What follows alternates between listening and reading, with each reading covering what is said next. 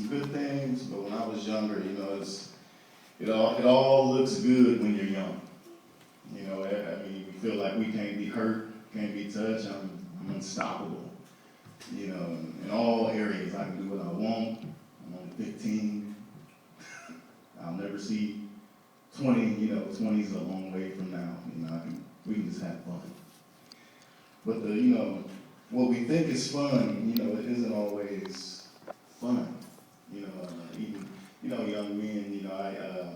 I don't know how many of you guys in school deal with I'm pretty sure all you guys deal with peer pressure, but as a man, seeing all your friends, or a young boy, just seeing all your friends with the nicest stuff, the prettiest girls, and you get picked with.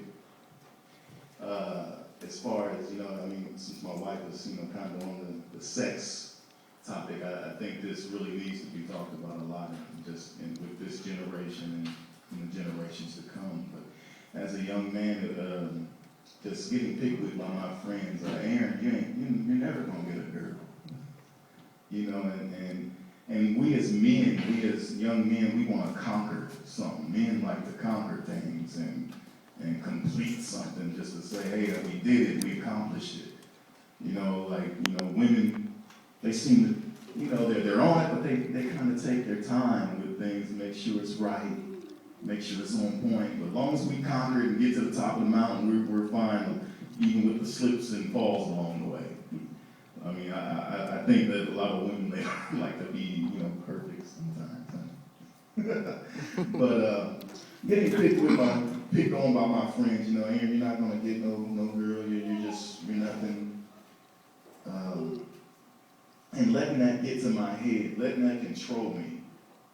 Like she said, I have 7 kids, and I'm probably the only one out of all those friends that picked with me with kids.